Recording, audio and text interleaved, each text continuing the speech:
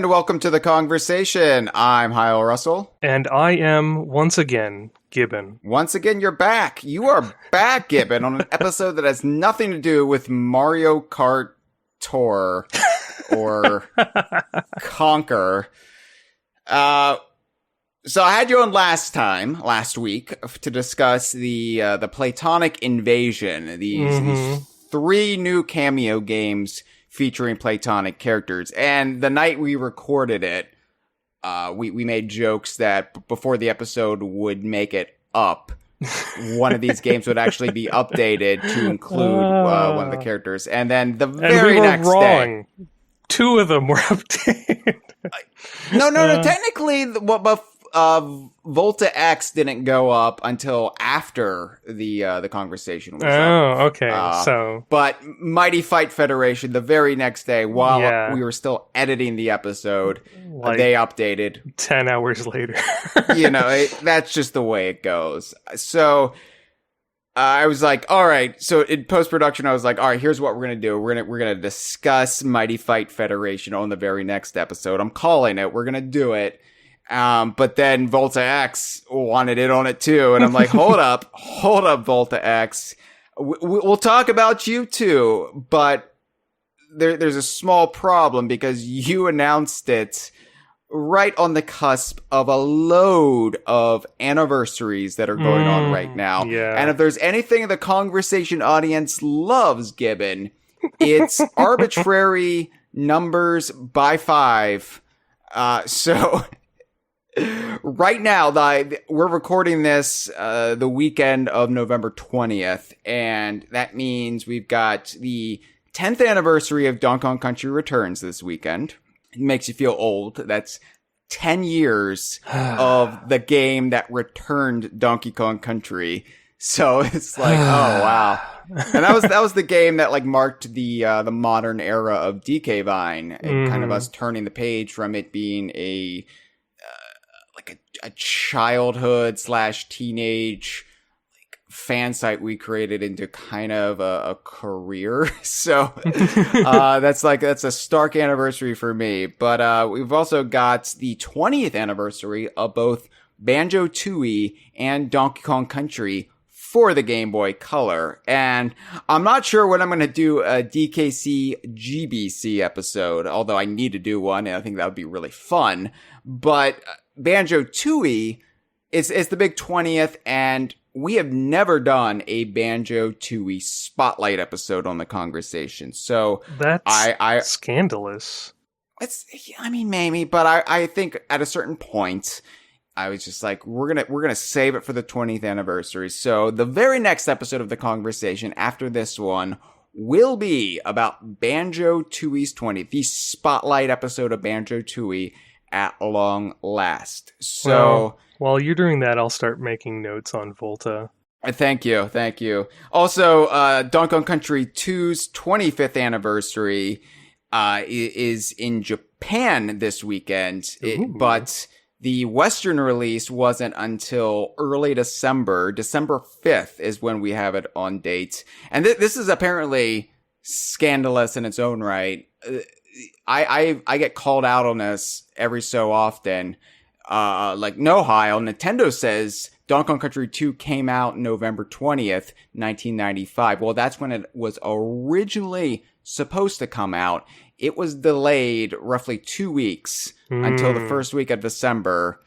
And they don't have that on their records. But as someone whose birthday is November 22nd and asked for Donkey Kong Country 2 for his birthday and was still a child, it was really my passage into adulthood, having to go without a birthday present for nearly 2 weeks because I knew Donkey Kong Country 2 would be worth it. And this delay, I remember vividly, this wasn't an isolated thing to my region of the United States. This was a national delay for the game. I'm not sure why. Obviously, Nintendo doesn't acknowledge it in the present day, but you're going to have to take my word for it. I remember when the commercial for DKC2 premiered because I was monitoring all the kids channels and the kids programming waiting to see it. It was Friday, December 1st. That is when they started airing it. Wow. Friday, December 1st, the weekend before the game came out. So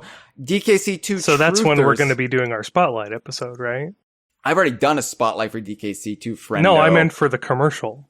Oh, of course. Yeah. I think that will probably roll around in the conversation one of these seasons. But no, I get all these DKC2 truthers out there who are like, "Hyle, the game came out November 20th," and I'm like, I was there. All right, I was waiting. I was the guy waiting in line to see Phantom Menace for months, not literally that, but that was what DKC2 was for me. So I know when it came out, and there are worse things to be truthers about than a DKC2 release date. So I can't get that agitated about it, but just listen to the guy who runs DK Vine. I mean, please. you're looking at the guy who went and tracked down like a single magazine that had flyers for some of the Japanese Donkey Kong arcade games, which is the only reason a release date for those games now exists on the internet. So, well, yeah, what I need to do is I need to find old Toys R Us flyers to prove my point. But yeah. So anyway, that's what's coming up on the conversation. A big old spotlight episode for Banjo-Tooie. But in the meantime, also check out DK Vine on Twitch, because I have started the series DK Vine Done Slow, which is where I very, very slowly play through the games of the DKU. I'm playing Yooka-Laylee right now for all of you Yooka fans who are tuning into this episode to hear us talk about Yooka-Laylee and Mighty Fight Federation. I've been streaming them on an almost weekly basis, and then putting the videos up on YouTube once they're no longer available as videos on demand on our Twitch channel. But you can check us out, subscribe to us on Twitch. You can find us at dkvine.com/Twitch or twitch.tv/dkvine. oh my god, is that what VOD stands for? Wow, I never really thought about that. I mean, I'm assuming. I never really thought about it just because it seemed like that's what it would stand for. I mean, yeah, it's kind of obvious now that you say it. Watch, I'm completely wrong. And then they're going to say, well, Hyle, how can you be right about the DKC2 release date? Nope, video on demand. You're correct. All right. So then I'm correct about DKC2 and its release date in the West as well. Just because if I'm right about one thing, it means I'm right about all things. Yep, that's what politics has taught me. And if you're wrong about everything, just lie about it and have enough media outlets lie about it, and then try to perform a coup d'etat. Anyway, so Mighty Fight Federation, Gibbon. Don't worry. Federation. There's a good politician in Mighty Fight Federation, the Prime Minister of Canada, not the one you're thinking about, a fictional version of Canada. So Mighty Fight Federation is a 3D arena fighter from Komi Games out of Toronto, which is why they can make light of Canada. And it's now available in an early access form on Steam. It's fully playable, I should say. I'm making it sound like it's some sort of prototype or beta, but it you don't really see many seams on this. It feels like a fully fleshed out product. So it is coming later to all of the major consoles. But you can play it right now on Steam, and you'll be happy to know, Gibbon. You've been joshing me, Josh Walling me, geek critiquing me for I don't even fucking know. It's Friday. I'm tired. For playing games like Rusty Pup on Steam with my little touchpad, because you were like, Hyle, that's absurd. That's just not the way to play these games. But I lost my Xbox PC adapter for the controller, so I ordered one. I ordered one last week. Well, I lost it when I moved. Why? What? You need an adapter for that? Oh, are you using a wireless controller? Yeah. Yeah. Oh, well, I don't think we can be friends anymore. All right. Well, anyway, I know you like your chords, Gibbon. You like to strangle yourself, but No, I like to trip myself. There's a difference. Okay. Yeah, no, I use the wireless adapter because I can like not worry about it. And anyway, so That's fair. Yeah, I played Mighty Fight Federation with my Xbox controller, which is my favorite controller, and yes, more so than the GameCube. And no, Xbox controller's solid. It's very comfortable, and the thing is, I never have to think about the buttons. It's always like instinctual with the Xbox controller. I find like even with the Switch controller, I'm like, wait, which button did I press? But nah, the Xbox controller, I play way too much Nintendo. Yeah. So yeah, I did this right. I didn't half-ass this with my nub, and really quick, we should talk about Mighty Fight Federation. Obviously, we're talking about it because Yooka and Laylee are in it. But we're going to get into all of the elements of their appearance, everything that was brought into the game with them. But we need to talk about the game itself, the basis of all of this. So this is a game made by a really small team. And when I say a really small team, I'm not exaggerating that. Yeah, I'm not downplaying it. It is when I looked up less than 10 people. Yeah, it's two small. people. Oh, 2 people. I was just because in the credits they list all like the voice and design for the characters. Oh, okay. Well, like the main credits that I found on the website are Julian, and I'm going to botch these names, so forgive me, but my name is Hyle Russell, so you can mispronounce that like everyone else does all you want. Turnabout is fair play here. Julian Spillani?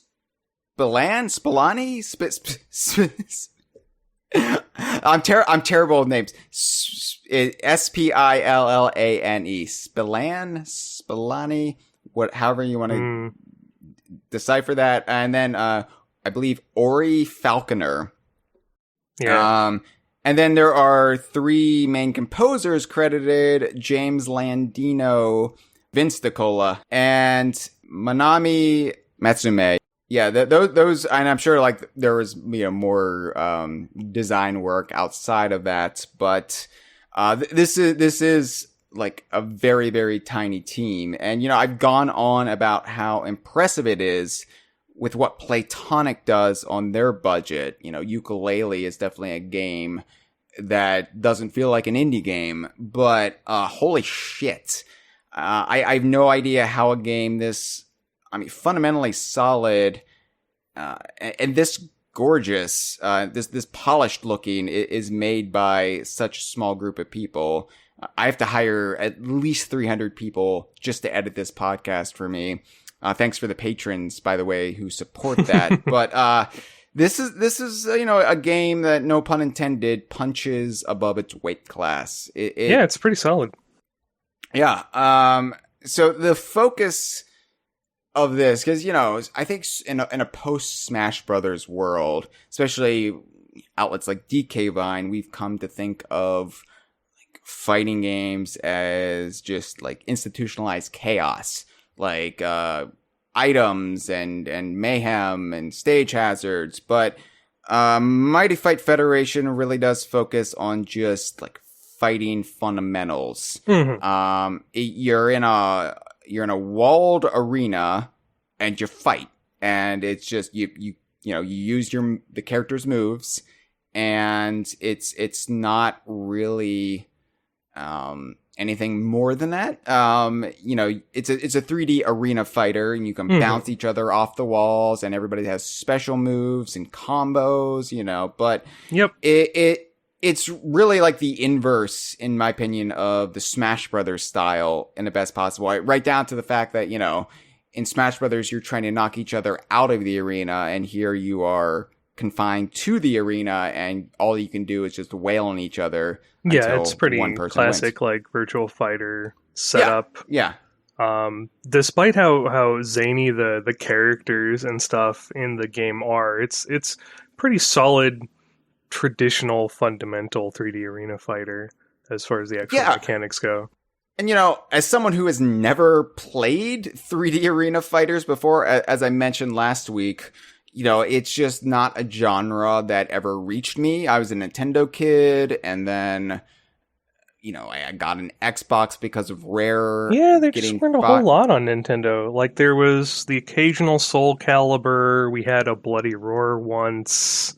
That might be it. Well, yeah, I mean, by the time Soul Calibur came out, like the GameCube one with Link, I was in college and wasn't really just picking up like any game from like Blockbuster. Yeah, I'm really showing my age here, but there's still Blockbuster. I didn't really singular. There's one. I didn't really try out a whole wide variety of games once I hit college. I was buying the DKU, Donkey Kong Universe games, and a couple of other titles that like really caught my interest. And, I just completely missed 3D arena fighters. I knew of them. I saw them, but I just never picked them up. So I've really got nothing to compare this to, which I feel like was the big downside to Yuka and Laylee's other fighting game appearance from a couple of years ago, Brawlout. I mean, Brawlout to me was always going to be in Smash Brothers Shadow because it was kind of patterned after Smash. Pretty much everything in the what are they calling those, platform fighter genre is going to be compared. Fighter? I've heard it called platform fighter just because it has platforming mechanics. Sure. And yeah, they're pretty much all gonna be living under Smash's foot for the time being. So while I was charmed by, a lot of Brawlout's presentation, like just mechanic wise, I was like, but this just is Mighty Fight Federation for me. I have nothing to compare it to. Like, I know what it's, like kind of, inspired by, but So maybe I can't judge it accurately then, but I can say how much I enjoyed playing it, which was quite a bit. So that's the important part.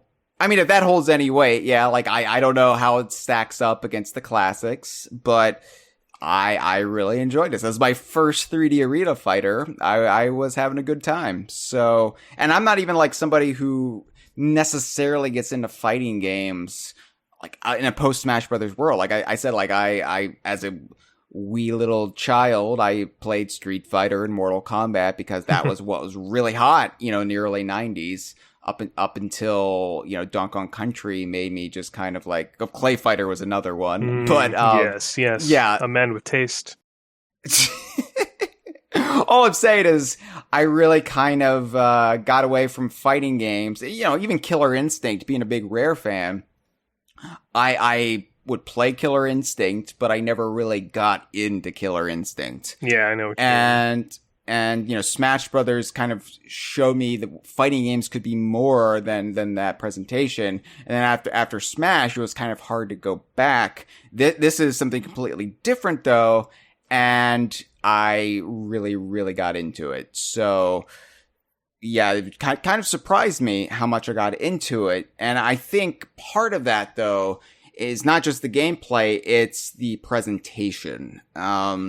This is a funny game, and it's brimming with personality and an aesthetic that's, like I said last time, was rooted in the late 80s and early 90s. Mm-hmm. And it wasn't until I actually, really sunk my teeth into it, booted it up, read the character bios, that I realized that Mighty Fight Federation, which is both the name of the game and the in-game, in-universe, or in-multiverse name of this promotion, this wrestling promotion. It's a play on the World Wrestling Federation and the steroid-fueled, coked-up pro wrestling of that time period. And yeah, It's not just what's now the WWE.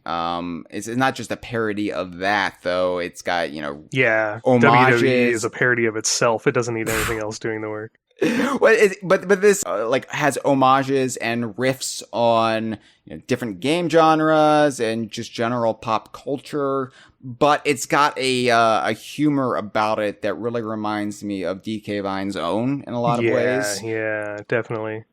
Just it takes its own lore way too seriously, but in a self-knowing way. Like, it's not just like... It felt like Brawl Out, and I'm sorry I keep bringing up Brawl Out, but it's gonna happen when you have Yooka-Laylee in a fighting game. Brawl Out took itself seriously too, but sometimes I wondered what the joke was. It was overwrought at times, and this, I know exactly what the tone is. I know exactly what they're going for, and it cracks my shit up.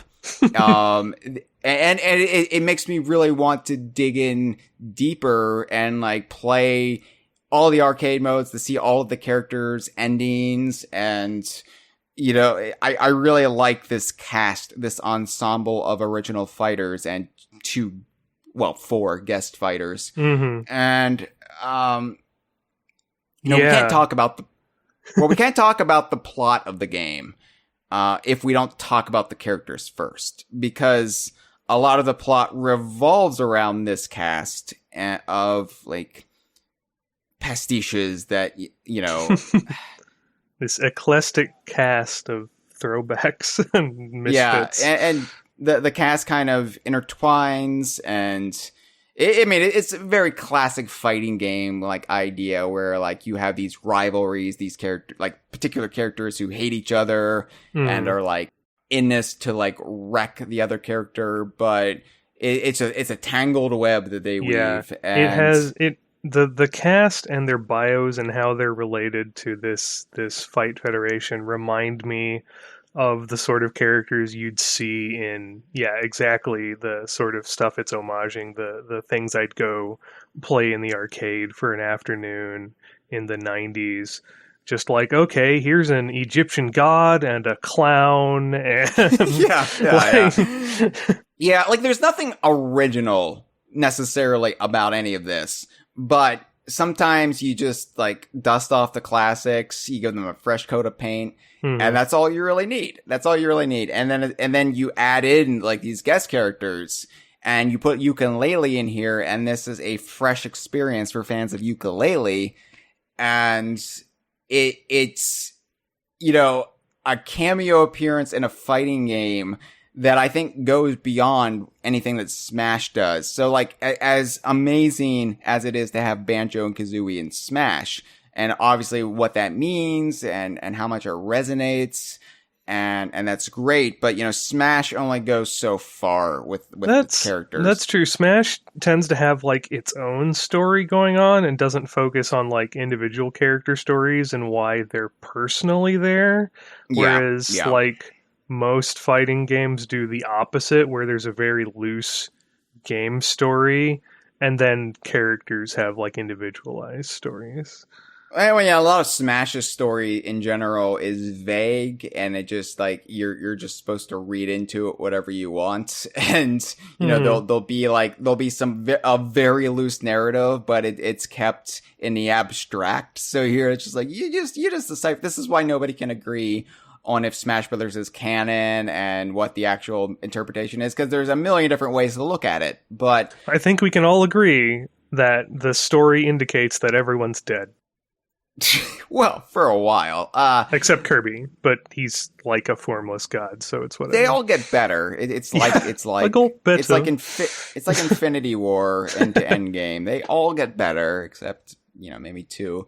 But it's cool to see Yooka-Laylee brought into this, and to see their lore intersect with this lore, and it's a bit weightier. It's a bit weightier than you get with Banjo and Kazooie and Smash. And I'm not saying I'm not giving Smash Brothers any shit, but I think you might say, well, Yooka-Laylee in an indie game doesn't mean as much as Smash. And I will agree there, obviously. But when you actually dig into this game, you make up for it with how much their world intersects with this and their own personal stakes. And they're treated like the original characters are treated, no less, no more. Mm-hmm. And that's amazing to me. Like it's not like Mortal Kombat and their guest characters. Like here's John fucking Rambo. You know what I mean? I'm so fucking sick of Mortal Kombat's guest characters. But that's the kind of trash, a gimmicky trash that this is not. This is, no, Yooka and Laylee, they are in Mighty Fight Federation as characters, and we're not like getting cutesy with it. It's not ambiguously canon. It's not just a cheap cash-in. Mm-hmm. They're just characters in the game. We're going to respect their canon, and they're going to respect our canon. And that kind of partnership is it's so unique. I love it. It's so pure. Really is. This, and I'm going to like go into this rant, I think, towards the end of this episode, but this is kind of redefining to me what a cameo game, which is DK Vine's classification for, well, games in which native DKU characters make cameos. This is kind of redefining for me what a cameo game can be, because I look at this as, yes, it's a cameo game, but also I feel like this is pillar in Yuka and Laylee's own story, which I wasn't expecting. And really excited to discuss that. But let's talk about the characters. We're going to end with Yuka and Laylee. We're going to make people wait for it. But I want to talk about, well, let's start with Hyperion. All right. So Hyperion, he is the big bad of the game. But he is just a regular playable character too. Mm-hmm. And so in this new update that added Yuka and Laylee, they also added a museum. The museum is an option on the menu. And it's basically, you remember the biographies in the original Super Smash Brothers? Yeah. Before they had trophies, they just had the biographies of all of the characters. Mm-hmm. This is that, and then you've also got a little golden trophy representation of the characters as well. So, but it's available from the start. You don't have to unlock it. You just hop right in. At least in the this early access build of the game. So, I'm going to read some of this verbatim because sometimes it's just funnier to read it verbatim. Yeah. We might not do this for every character. We'll see how we're feeling, right? Yeah. But I want to read Hyperion's biography. So this is the big bad of Mighty Fight Federation.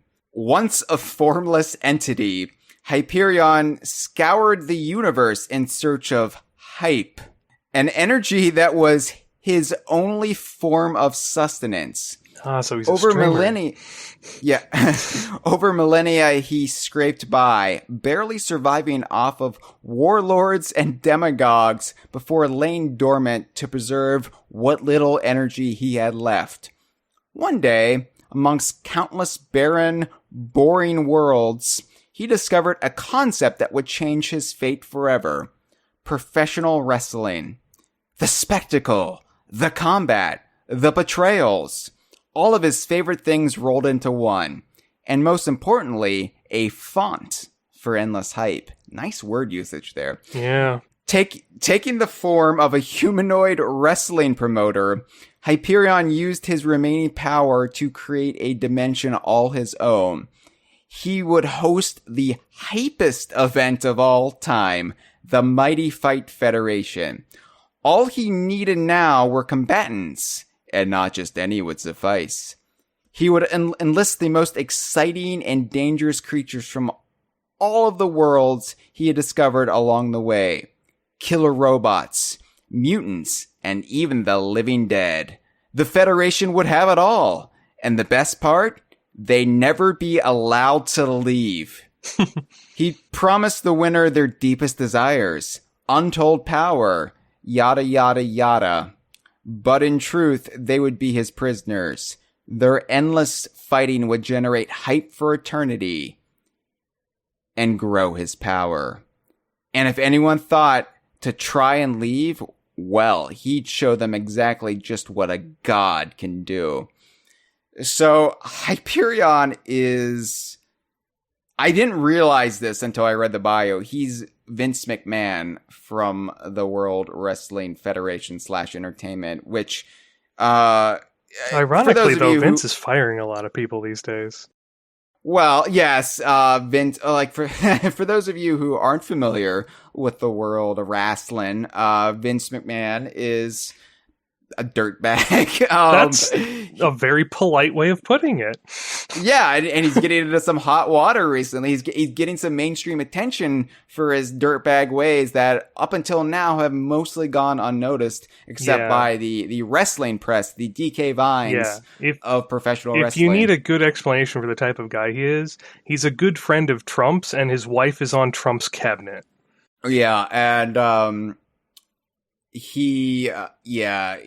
unethical deals with Saudi Arabia, keeps his wrestlers from forming unions, tells them they can't make, they had to like get rid of their Twitch channels because Vince McMahon, even though he classifies them as independent contractors, says he basically owns them and everything they can do.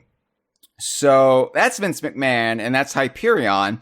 But Hyperion is Vince McMahon if he was one part like Ego from Guardians of the Galaxy and one part Master Hand from Smash. Yeah. Just a lot of different concepts rolled into this dude.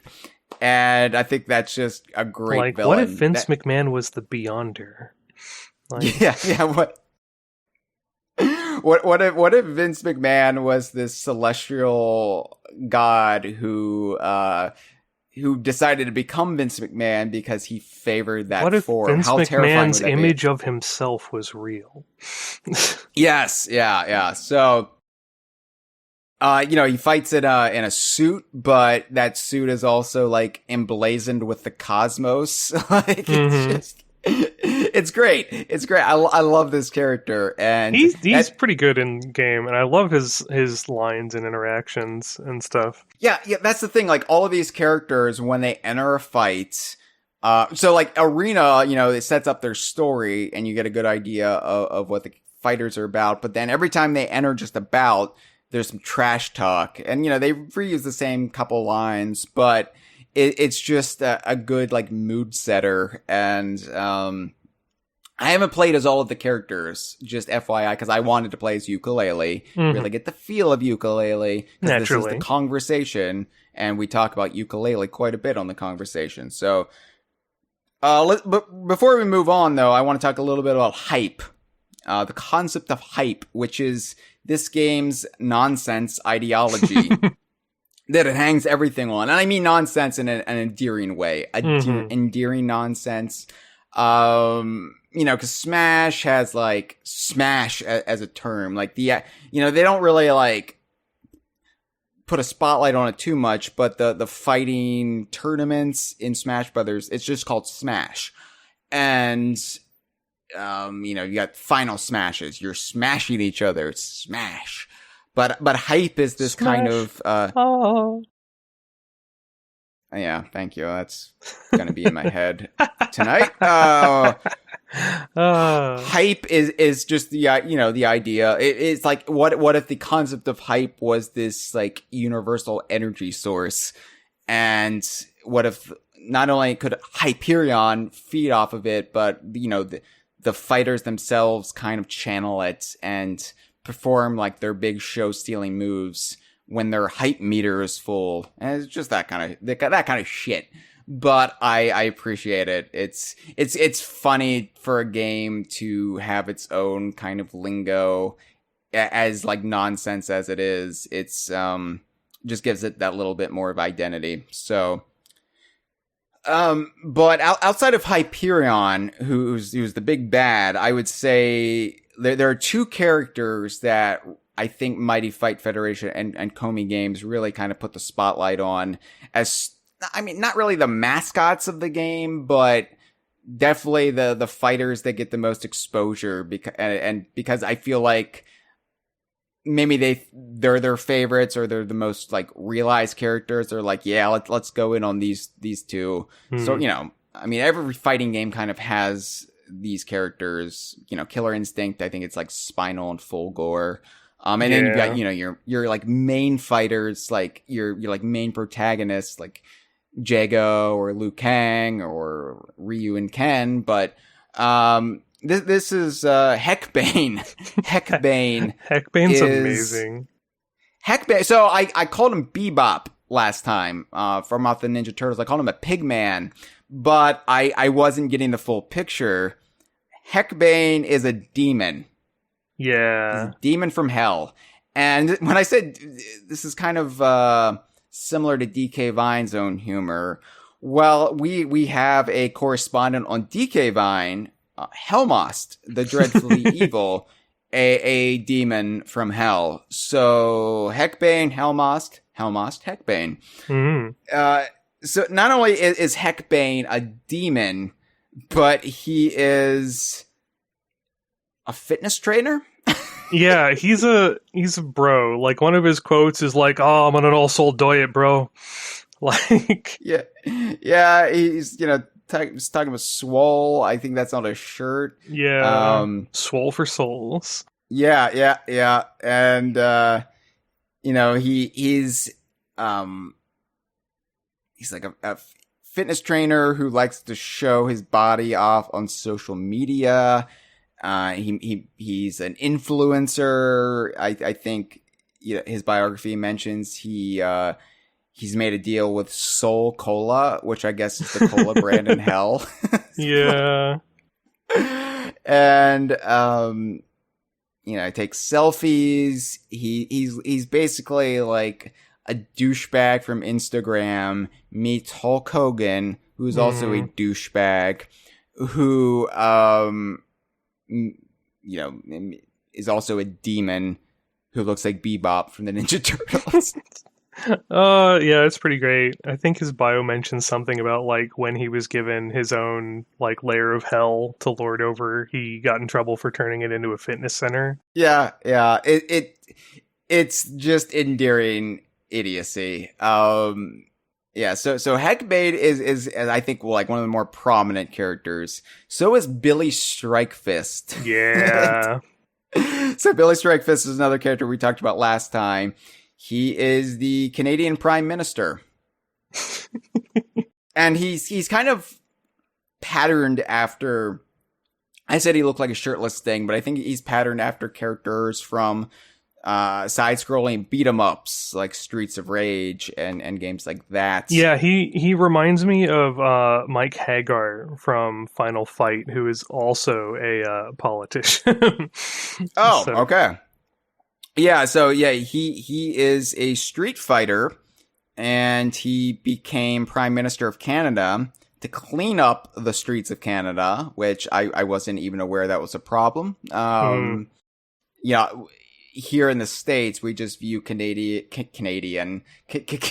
we view Canada as this pristine, chilly, polite land where everybody is smiling and everyone knows your name. But he cleaned up the streets of Canada, and he needs more streets to clean, and this is his compulsion. So he takes up Hyperion's challenge and joins these multiversal warriors and fighters to kind of clean the multiverse. And that's Billy Strikefist. Mm-hmm. And then, by the way, it should be pointed out that every character in their bio, they have a rival signified. So, Heckbane is Billy Strikefist's rival, and vice versa. Mm-hmm. So, just added context and lore. Billy Strikefist hates Heckbane, and Heckbane hates him. And then we have Originel. I love the names. Yeah. Yeah, the names are just all ludicrous. So, you want to explain Original? Sure.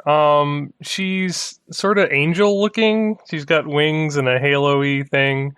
Her bio talks about how she was a magical girl and defender against the forces of evil until one fateful day, a being of pure malice showed up. She was nearly bested in combat. But she was saved, in quotes, at the last minute by Hyperion, who pulled her into this tournament thing. So now she's fighting him.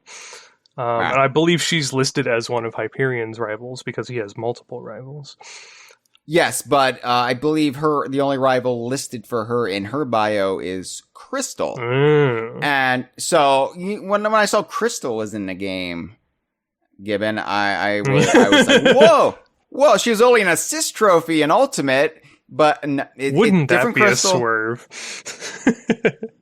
Yeah, I would love Yooka-Laylee to meet Crystal from Star Fox Adventures, because then they could have a really nice It's one of those, like, wouldn't that get copyrighted? And it's like, well, someone would have to admit they own her first.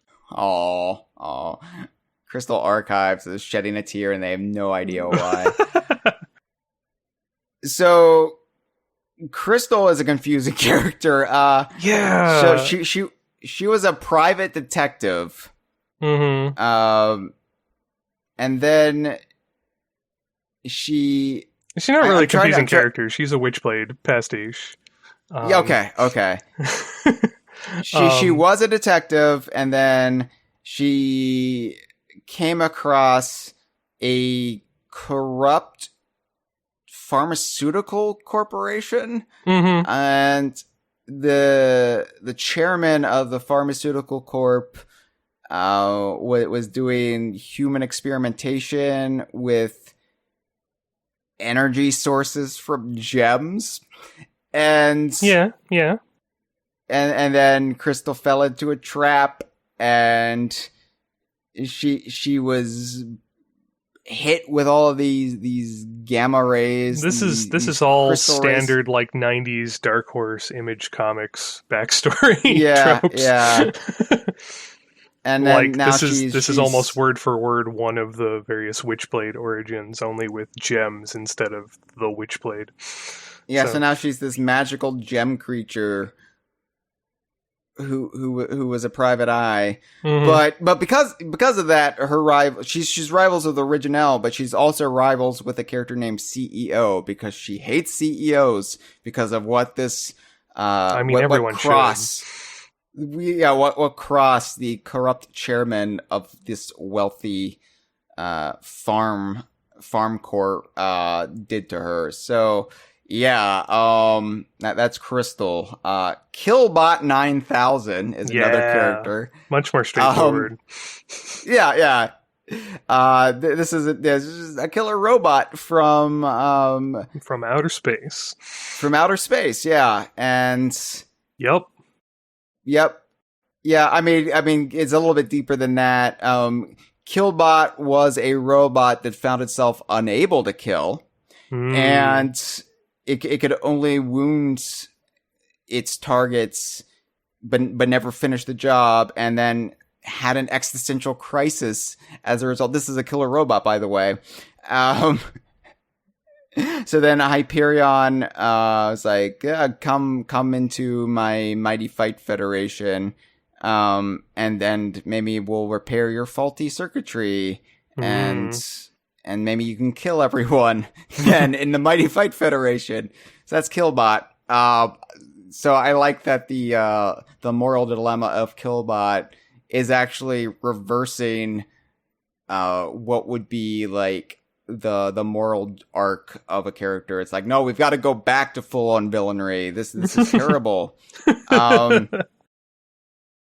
Then we've got, I'm not sure how to pronounce this, because is it Lex, or it's L.X, like execute, like a dot executable. Well, I think it's a pun, like the name. It is. Yeah, but yeah, I'm gonna say Lex.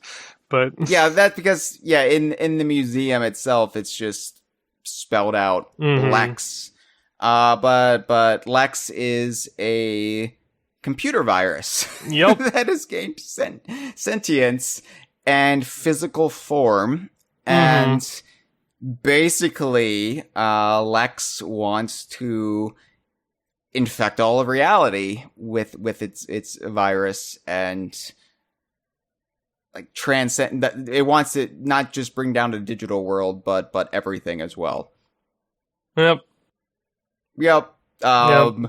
As we were saying, there's not a whole lot of originality here. Well, I mean, but it's weird. It's still weird all the same. And I do like that the fact that the multiverse is acknowledged. Like, all of these characters are from different universes.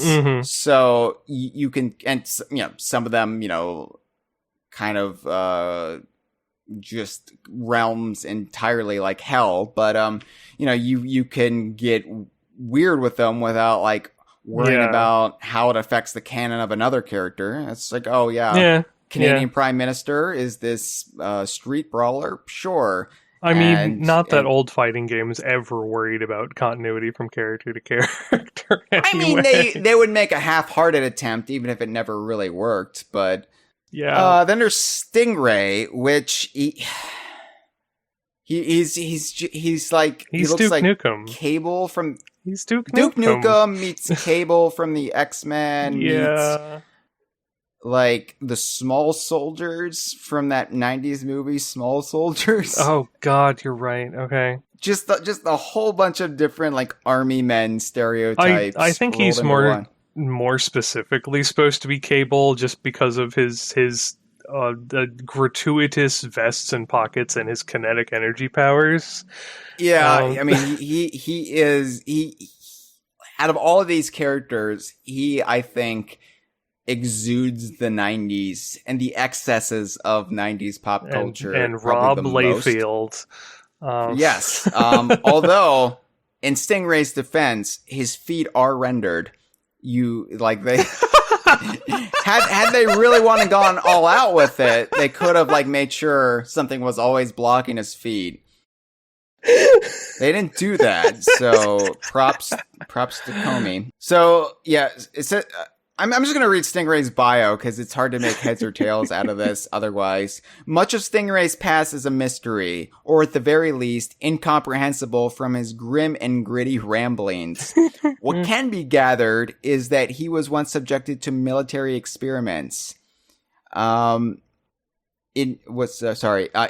him with controlled kinetic energy. These abilities allow him to detonate his body at will like a living grenade. He claims to have once been a researcher who was given the radioactive DNA of a stingray. However, there is no record of this ever happening. To be quite frank, I don't really think that he even knows what a stingray is. Ultimately, one cannot underestimate his uncanny strength and demolition skills, nor his devotion to his beloved pet, Turtle, Maria, who is kidnapped by the madmen responsible for his transformation. Though Hyperion has interrupted his quest to rescue her in order to bring his explosive personality to the Federation, he has vowed to never lose sight of his true goal. After all, a stingray never forgets. This guy is such a Ninja Turtles cartoon show side character. It's so much like rolled into one, and they're even up front that this makes no sense. We don't know what we're doing with this character, but that works amazing. as a 90s like pastiche all the more, like, because you're like, yeah, like he's a very convoluted X-Men character that, it's like, oh yeah, we're not going to introduce this character until we get into like the self-referential fourth wall breaking movies, because there's really no way to do it justice otherwise. Remy Redcard is the next fighter. He's a shady soccer player. He's a subpar soccer player who earned his nickname Red Card, who one day just shot to the top of the charts, had the best stats, was moving around so quick people kind of swore he was everywhere at once, and that's because he made a deal with the devil to be able to control an army of clones. An army of invisible clones. Invisible clones that only he could see. Now here's the thing, like, I'm always like, I wish I could be in two places at once. I wish I had a second me to do all of the boring shit where I could just focus on the important things like DK Vine. But then it's like, you know what? What if my other self was invisible? That would be even greater. Yeah. And what if I could fly, but none of his clones can fly? The story just gets more ridiculous because as his bio goes on, you find out that the price for this deal with the devil was that somebody in the stadium dies for every score he gets, and he accidentally massacres the entire stadium. And it's just like, we've shot past over the top and we're now flying into the stratosphere. Yeah. This is just like, I mentioned like Brawl Out and how overwrought it could get, but this does it in a way that like knows it's like going too far, and it's just like, yeah. This just reminds me of those cartoons, like that were, you know, the world is in despair and everyone's like turning into monsters and blah, blah, blah. And that's why we're a football team and we're going to save the world with football. Or the Mighty Ducks doing everything with hockey. And I'm like, yes, this is our tragic hero. A misguided soccer player made a deal with the devil and accidentally killed everyone in the stadium because he was too good. And now he has to fight to get God to grant his wish to return to that moment so he can foul himself. Yep. All right, so next up we have Charles Edward Ogden III, or CEO. Oh, I didn't make that connection because they say his full name every time he shows up in game.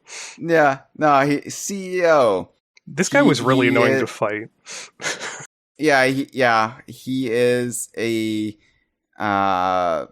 CEO born into a life of privilege, silver spoon in his mouth, and ruthless capitalist, but also took an interest in the martial arts, and then found a magical set of armor that granted him superhuman abilities, and that's the character. This guy's a Double Dragon villain, is what this guy is. Yeah, I can see that for sure. So he's also very 90s in his like ponytail and just like visor, and he looks like a Marvel 2099 character. Or like from like, I mostly read DC comics, and it reminded me of like when DC was half-heartedly trying to like ape some of the more popular like Image characters with like oh, we're gonna introduce 40 new superheroes in the Bloodlines event, they're just event. All like garbage. They're just like, but they all look like this, you know. Then we've got Tombstone. I love this character concept. One, I love the dumb pun name. It's great. Two. Yes. I just got the pun. Oh my god. Come on. Hyle. I hadn't like said it out loud until just now. So yeah. Do you want to explain Tombstone? He's the Skelly. He's like a one-eyed, drunken Aussie skeleton in a cowboy getup with a scythe keytar. And I don't even know what his story is. I haven't read his profile. It doesn't matter. He's amazing.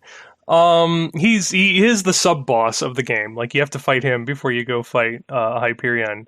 Let's see. Yeah. Tombstone was once the greatest warrior and musical act of his time. Now he's a drunken shell of his former self. Well, more drunk than usual, at least. He's apparently been in the Mighty Fight Federation longer than anyone else. and few know that he was its first victor. So he's the Goro of Mighty Fight Federation. Pretty much. He was just a joy to interact with in the game. I love the last line in his bio too, where it says, he also never goes anywhere without his personal poison, Toonshine. I got that. Which he swigs before every bout. Wait, wouldn't it just pour through his bones and onto the ground? Whatever. I'm not a professor of skeletology. So it's just like in Sea of Thieves, how do the skellies heal themselves with bananas? Don't worry about it. Yeah, don't worry about it. So that Tombstone is the last of the original characters, but then we've got the two buddy duo guest character I hadn't sets. thought about that. They're both buddy duos. You're right. And it works, yeah. It does. So Toe Jam and Earl are the first ones, and they've been in the game for a while now. Yes, but they didn't have voice acting or a story mode until the Yooka-Laylee update. And that's the thing. Like we both basically played the game with the Yooka-Laylee update. So like all this stuff, even the museum, all these trophy bios, they're all new to the game. But, so I don't even know, like, I don't even have a concept really of the game before this, except for like a brief interaction with it. So, but yeah, Toe Jam and Earl, I think they were announced at the same time as Yooka-Laylee were. Yeah, but they were in the same added to the game trailer, first. But didn't get added until separate times. So I'm just going to read the bio straight up for Toe Jam and Earl and for Yooka-Laylee. This is Toe Jam and Earl. The funky duo from outer space have crash landed into the Mighty Fight Federation. Toe Jam and his best bro, Big Earl, hail from the planet of Funkatron, though you'll often find them cruising the stars and blasting their favorite tunes from the Ratmaster rocket ship. You're also very likely to find that they've crashed it into several pieces. While TJ and Earl aren't fighters by nature, they've had their fair share of run-ins with the universe's weirdest and most dangerous inhabitants of all, Earthlings. They've dodged lawnmowers, boogeymen, even sentient mailboxes, and made it back home in one piece more than a few times. Sure, sometimes with a few stowaways, but that's nothing to panic over, right? Toe Jam is the self-described brains of the operation, always looking for new ways to show off. Big Earl exudes coolness and moves at his own pace wherever he goes. But he always looks up to his homeboy Toe Jam and tries to help him out of trouble. Fun fact, Earl's first words were, "Yo, what up?" And it different from the other characters, it lists their first appearance, which is Toe Jam and Earl, parentheses 1991, similar to a Smash style bio, and rival Yooka-Laylee, which we'll talk about here. But Toe Jam and Earl, and like I said, it's weird that Toe Jam and Earl are in this. Like, it is, and like this is really the first time they've crossed over in anything. Like back when Sega was trying to push them as a tentpole franchise, they were in some of those ancillary things the same way Sonic was. Like, I think Sonic and Toe Jam and Earl were both in, like, some of those, like, kids Mario Paint style games and stuff. But, like, then Toe Jam and Earl sort of dropped off, and they went indie, and they've had a few games since then, but, like... Rights-wise, like, I when I was a kid, I was under the impression that Sega owned Toe Jam and Earl. Yeah, I'm not entirely sure what happened there. I know that they don't now. I'm not entirely sure what the situation was in the Sega Genesis days. Yeah. But they are definitely independent. I think what happened was someone picked up the rights from Sega. Okay. So, I mean, it's happened in our neck of the woods. You know, Banjo-Kazooie. I mean, Nintendo used to have a stake in the Banjo-Kazooie IPs, and obviously they don't anymore. But okay. Well, I think it works though. Like I said, this game is like from aesthetics to the characters. It's all from like really my childhood, my like the and your childhood too. Like the late 80s through like the mid 90s is really like the the time period that all of this is riffing on. Even the design. I don't know if you noticed, like the loading screens and the menus, how similar it is to DK Vine itself. God, you're right. It does sort of have that look to it. Even that like that weird like gradient kind of thing. Like our site redesign that like I kind of envisioned, and then Cameron and Matt really like went with and really knocked it out of the park for like our kind of 20th anniversary rebranding. Yeah, this looks a whole lot like it, which this is the era we were kind of looking to homage to. So, great minds think alike, or maybe not great minds, but damaged minds, maybe. So then we've got Yooka and Laylee, the main event as far as we're concerned. So, I haven't even like inquired. I wonder if Playtonic or like Daily wrote this bio, or if this was done in-house at Komi. But it's interesting all the same. So, the adventurous chameleon with no pants, Yooka, and the wisecracking lady bat, Laylee, are an unstoppable team. They've rescued countless pages and the entire royal battalion. So this takes place after Impossible Lair. It does. There you go. And navigated the Impossible Lair, and generally given the scheming capital B, and they spell capital B wrong, I should point out. They write capital B, B-E-E, when it's just capital B. Maybe they're describing him. He's the capital B. Or maybe the B in capital B stands for B, and this will be known as Homer J. Simpson. So this is maybe our first canonical glimpse of what capital B stands for, which is capital B. Anyway, given that scheming capital B a series of headaches, their constant meddling has caused ripples within the mysterious organization Vile. Yeah, so there's a Vile reference for you. Whose plans yet remain a mystery.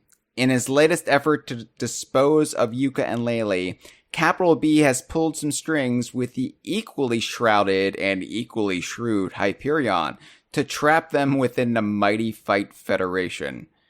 With Yooka always up for a challenge and Laylee at the ready to trash anyone keeping her from cartoons, the two are prepared to fight their way back home to Shipwreck Creek. Inexplicably, it looks like somehow even Kartos got brought along with them. Maybe Trousers swindled him out of a racing game crossover appearance? First appearance, Yooka-Laylee 2017, which is half true. I'm not gonna argue with them about it. Yeah, there's Tracky Train for Yooka, but we're not gonna. Don't worry about it, Komi. Don't worry about it. And rival Toe Jam and Earl. So, Gibbon. I really like this because one, something that has bothered me for a little while is when Yooka-Laylee and the Cracklestone was originally pitched, it was sort of implied that it would be like an epilogue to the game and sort of be like a final chapter to that. But when it finally came out, it was sort of a standalone adventure, not really connected to the game.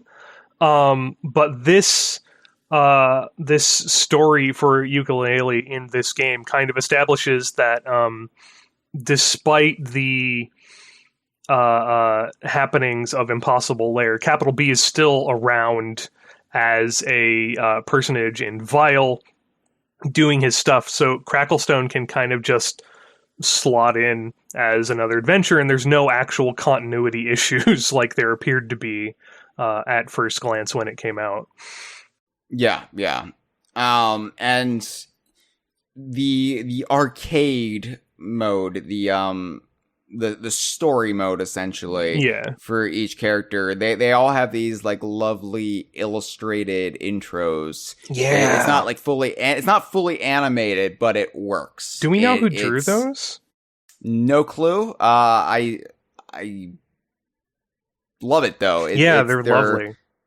They're distinctive. It's cool to see the characters in like this art style, and it gives it some variety, but also weirdly enough consistency when you see like Yooka and Laylee in this style, and Capital B in this style, because Capital B does make an actual appearance. Yes, he does in this trope, and so obviously we want to talk about his clothing. Yeah, here because we got to talk about the elephant in the room.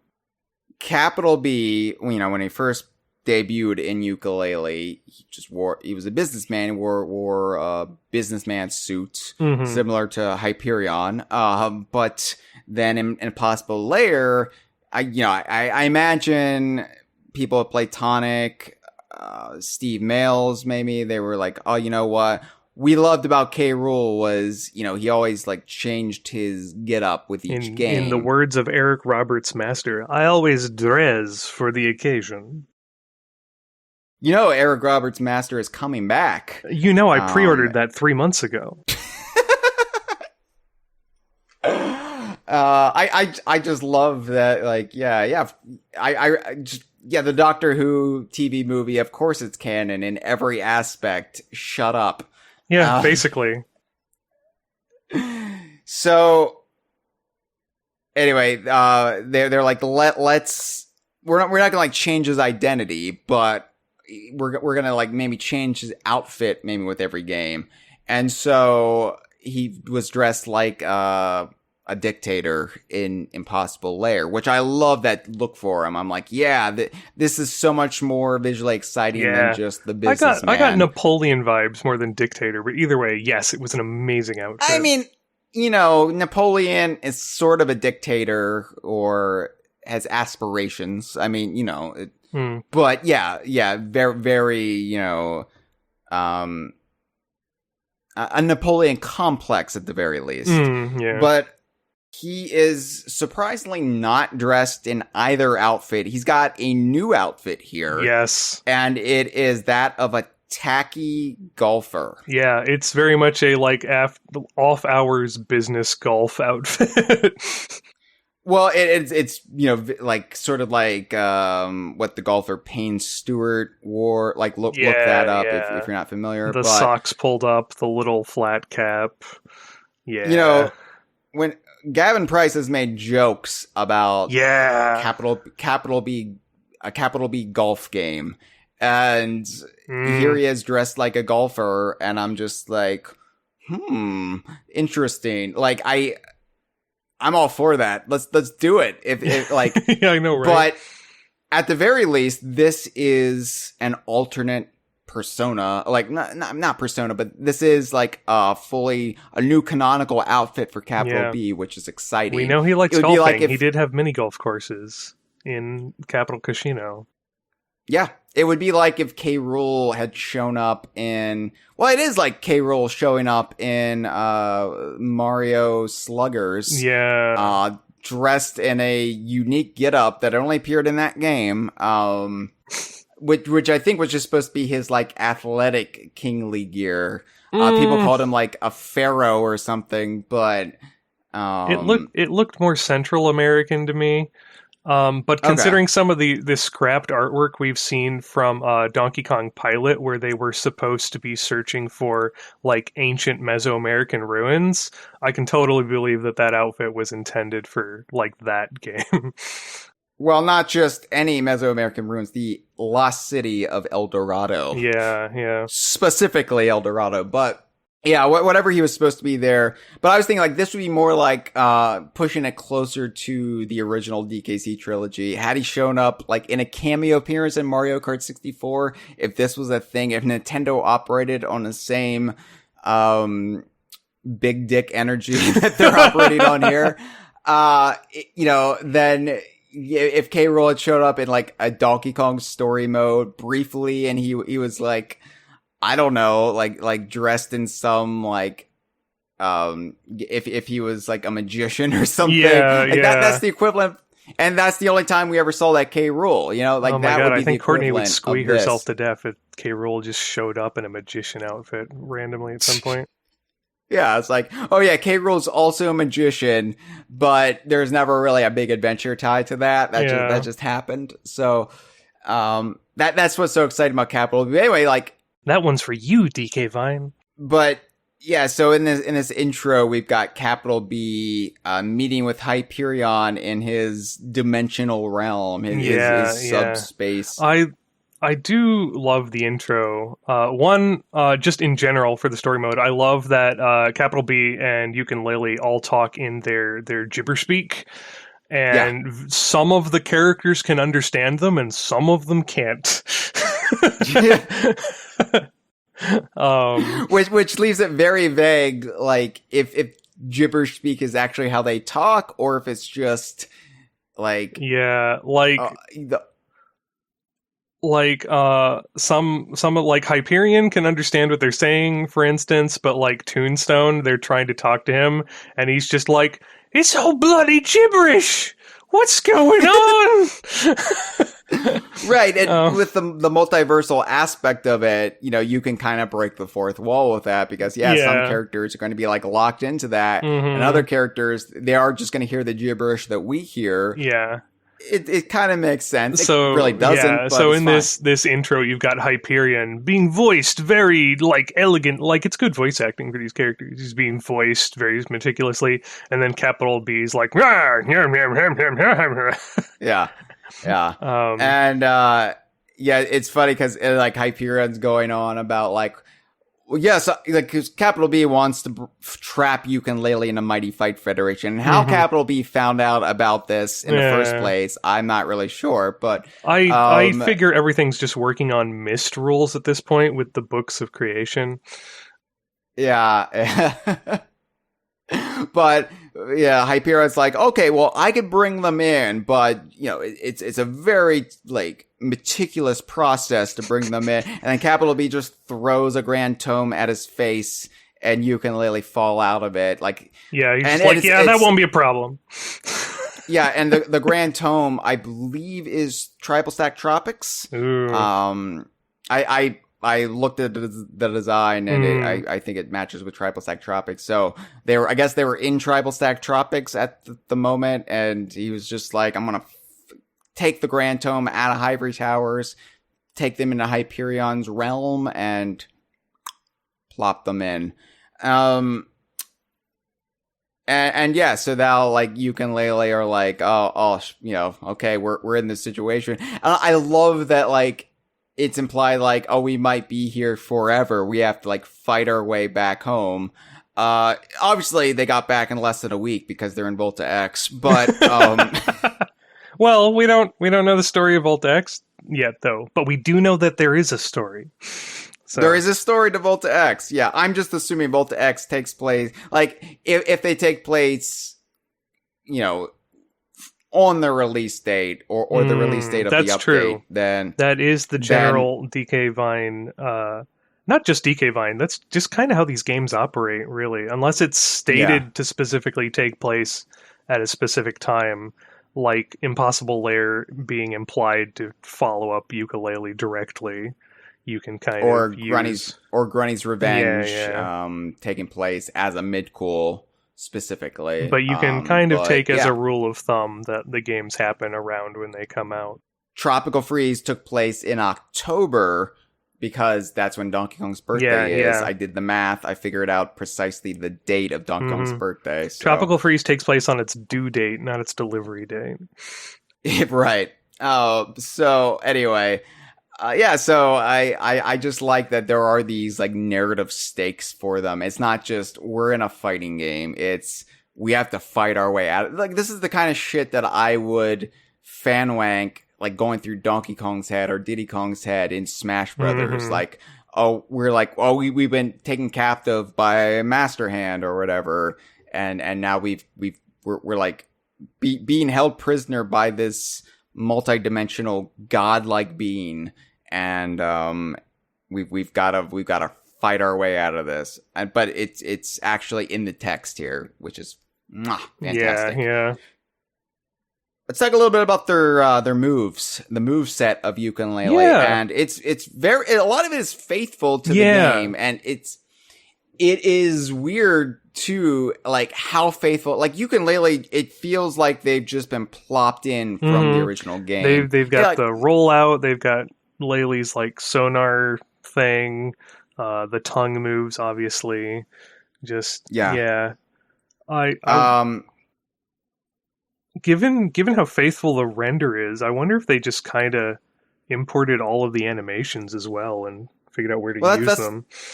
That's what I was wondering, because it obviously I've been spending a lot of time with Yooka and Laylee in the game Yooka-Laylee, because that's what I've been doing for DK Vine Done Slow the past few weeks, and it just, I was just like, I think it's just the same model. I think it's been taken exactly from there, and that probably, would include the animations too.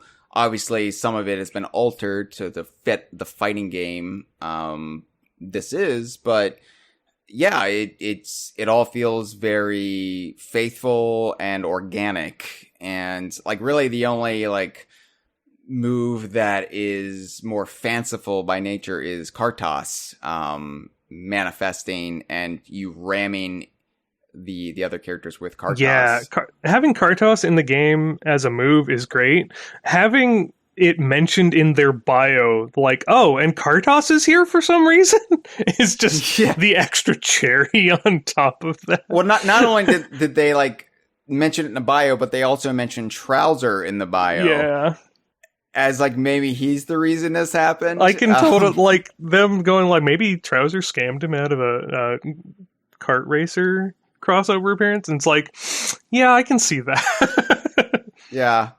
Yeah, so like again, like Yooka and Laylee, it's very rare in its humor in that it breaks the fourth wall all the time, and it's like they acknowledge they're in a video game, but also there's more going on beneath the surface there. So you always have like that dual like that dual explanation. It's like, yeah, we acknowledge we're in a video game. Haha, fourth wall breaking, but also here's the in-universe explanation too. Yeah, and I love that that's sort of the tone that's been carried through this stable of developers games from like the ZX Spectrum through to now. To Playtonic, right? Yeah.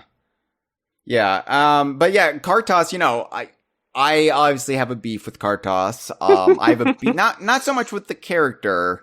Although I do find it weird that he gets very like Cranky Kong-esque. Like, oh yeah, nobody likes minecart sequences in games anymore. It's an antique. It's weird that came out like in relative proximity to a Donkey Kong Country game with really good minecart sequences. Yeah, right. It doesn't really work. And I really don't like the gameplay of the Kartos sequences. But as a concept, Kartos is fine. And I liked his appearance in Impossible Lair.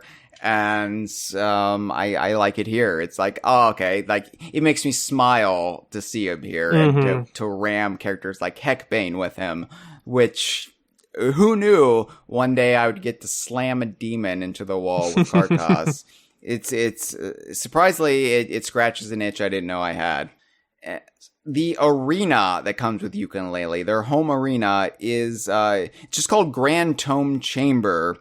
And it's this kind of nondescript area in Ivory Towers, I think. Yeah, it kind of reminds me of some of the outside areas near where, like, the Jetpacks and Butlers books are, with like the pipes and stuff.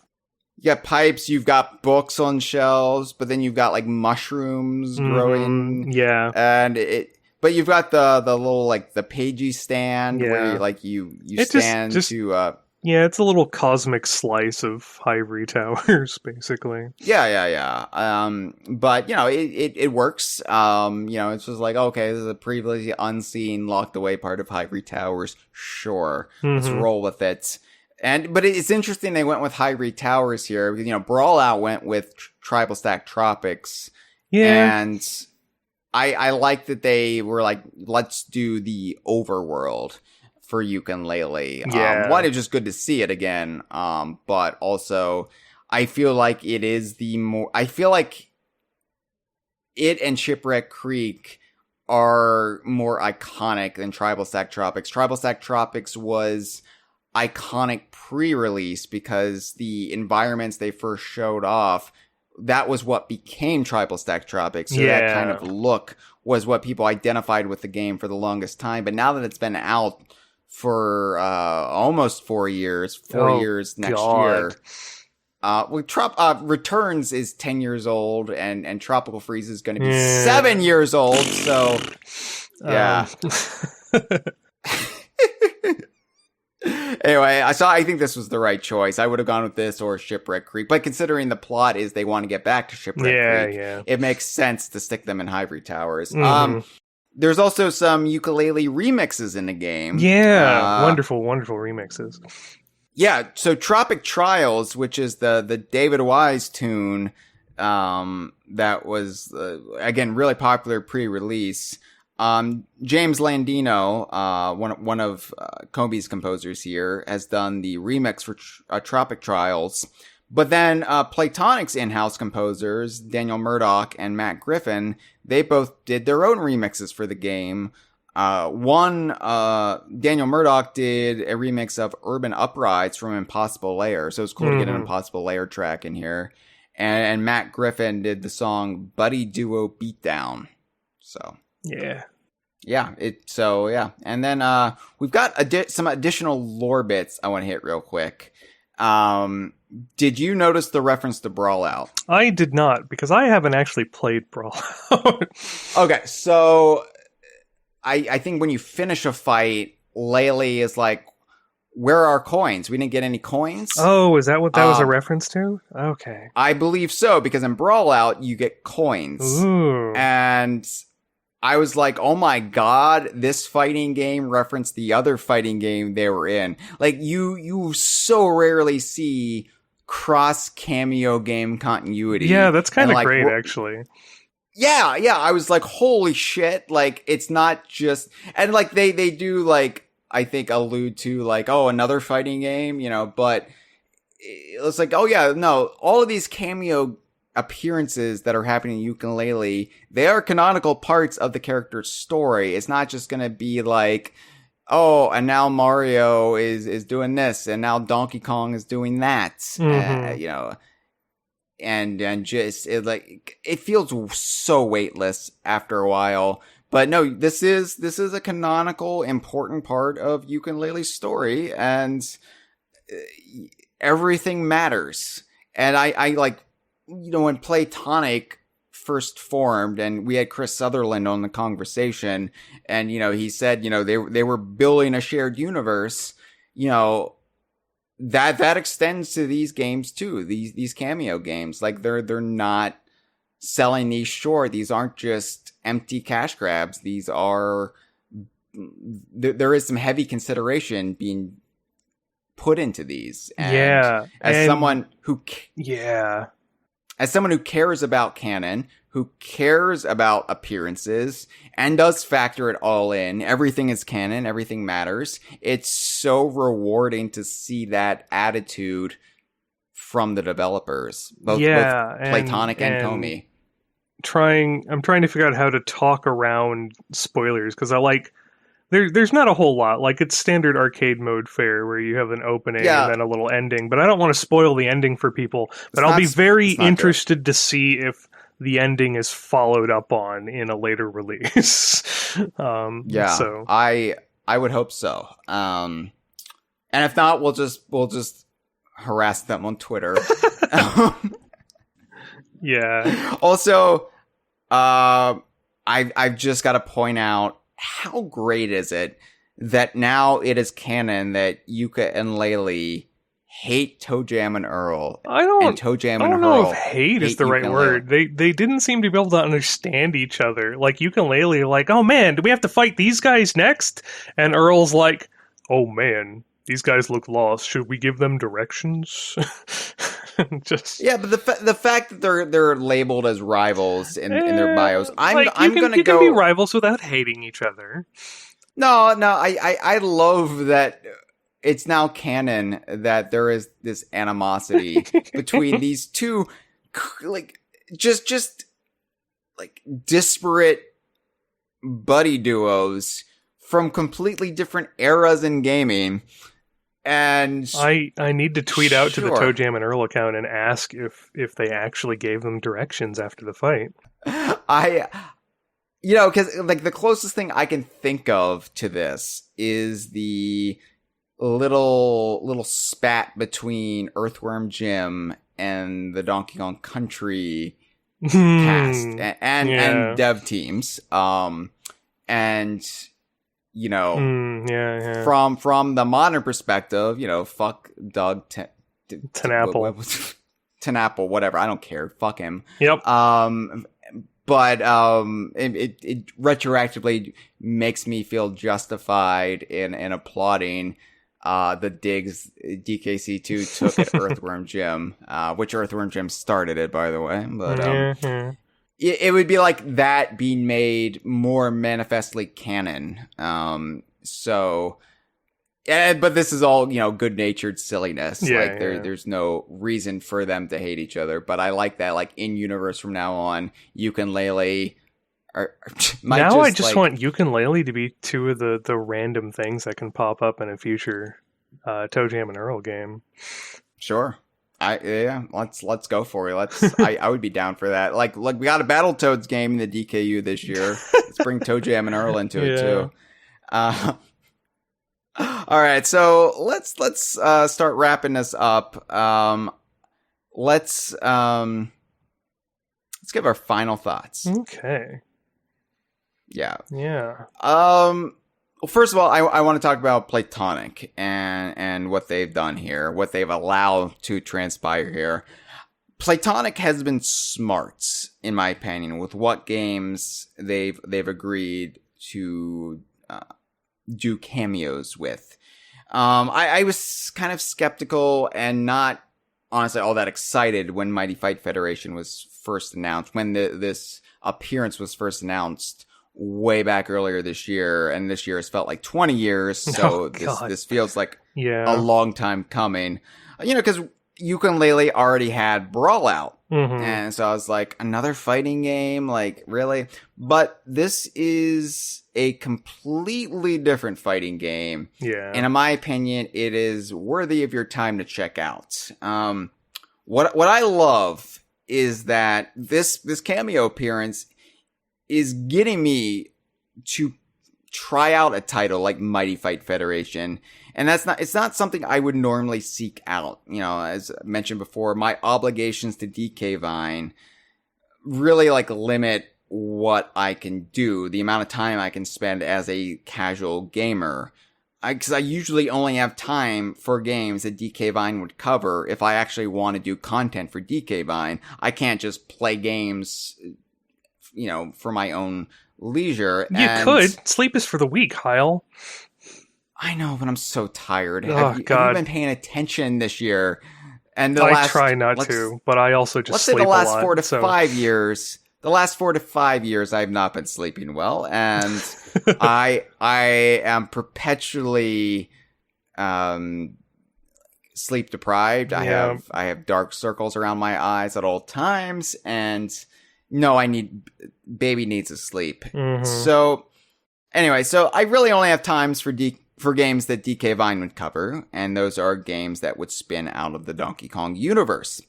But the great thing is I did try out this game, and I actually really love it. It feels like a similar experience to when I first played #IDARB, IDARB. When IDARB got that update with Banjo, Kazooie, Conker, and the other rare characters, and I just fell in love with this stupid little game because it's a game that I would have never picked up, but here we go. Banjo, Conker, they're all in it. So I'm going to play it. DK Vine's going to cover it. And what do you know? This is really clicking with me. What a delightful surprise this is. And as far as Mighty Fight Federation goes, it's actually redefining what a cameo game can be for me.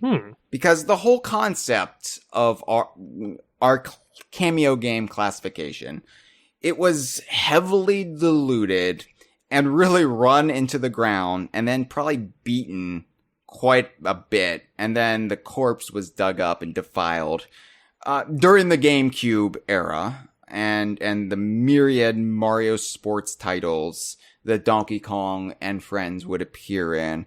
Just the whole concept, like, some would be great, some would be mediocre. Yeah. Very few would be bad, but it would just be like, I'm not excited about this game because it just feels, again, weightless. But here we've got a game that matters for the characters. Yeah, it's still a special event.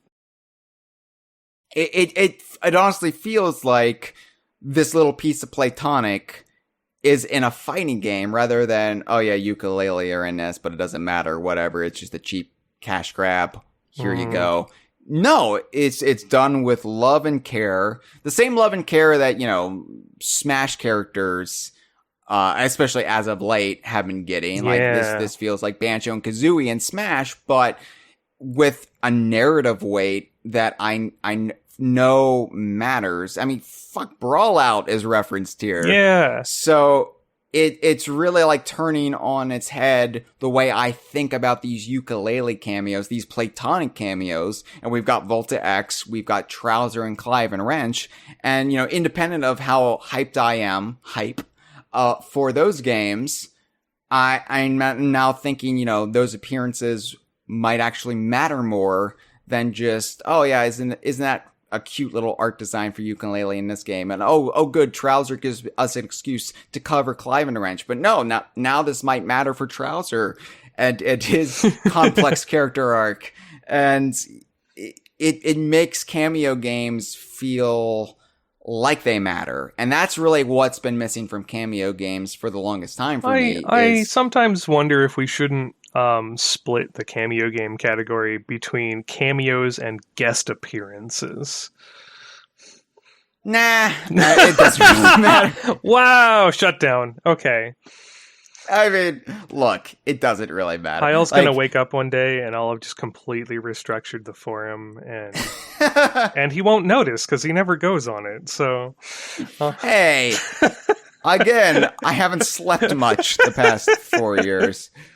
So like, if you're a Playtonic fan, right? If you're listening to this because you really like Yooka and Laylee, or Yooka and Laylee and Impossible Lair, or you're a Rare fan who got into Playtonic that way, Mighty Fight Federation does feel like more than just a pit stop. It's a chapter in the lives of Yooka and Laylee and Capital B and Kartos, and it even, gives Capital B like kind of a new look and a new identity. And that's pretty cool. Just like that's as far worth as the price of admission for its own right. So as far as like the core cast goes, like obviously you've got Yooka and Laylee and Capital B and Quack, and like Rextro and Dr. Puzz.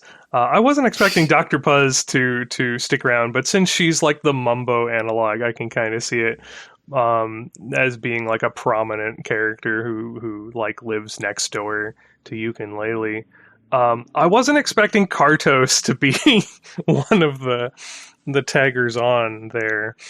The thing is, like, I feel like all these characters have a chance of coming back. Yeah, and, I wouldn't have expected Blasto and Kaboomy to be like a running gag across multiple games now. and we have Rodney the Blamphibian fisherman, and it's just, like...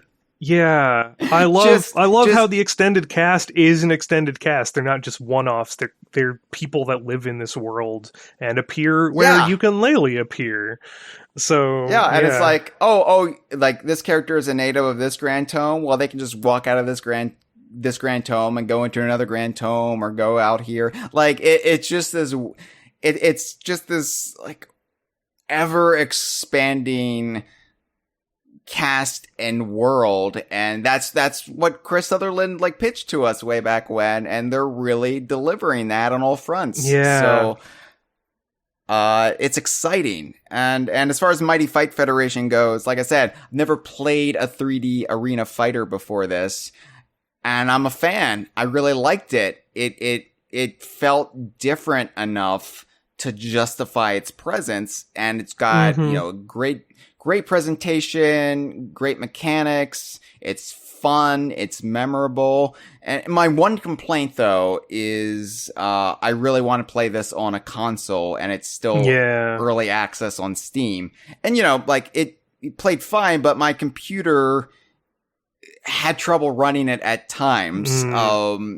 There would be some slowdown issues and nothing I couldn't muddle through, but I feel like I find it commendable that they're still upfront, that it's just early access, they're making it available, but it feels like a complete game right now. I know it does, but I suspect that's only because we were playing it on this update, because just browsing through the patch notes for everything that was added alongside Yuka and Laylee, it's like, this was really bare bones before. Yes. So, but it does feel like a complete game now, and I'm sure they still want to add to it before it goes to console. But once it does, once it hits the Xbox, I really feel like it's going to take a lot of people by surprise, and I think it's going to become a low-key favorite among some corners of the DK Vine community. Yeah, I can see us playing it on our streamaganzas, and I feel like it's going to be one of those things we dig out and dust off every so often. It's you want to play some Mighty Fight Federation? It might be good for a laugh, and I'm looking forward to it, and I feel like if you're interested in any of this, you definitely should check it out on Steam right now. Yeah, it's good. Go play it. All right, I'm gonna get some sleep because I have to do a 5-part Banjo-Tooie spotlight. Oh God, okay, yeah, you do that. I'm gonna stay up till 5 a.m. playing the new Zelda game. There's a new Zelda game? Hyrule Warriors 2, Age of Calamity, the canon prequel to Breath of the Wild, came out last night at 10 p.m., which is why I was up till 3. So I'm also operating on little sleep. Are there any Yooka-Laylee cameos in it? Not as of yet. Okay, well, thank God I don't have to play it. All right, good night. This has been a File 2 production. Que rico.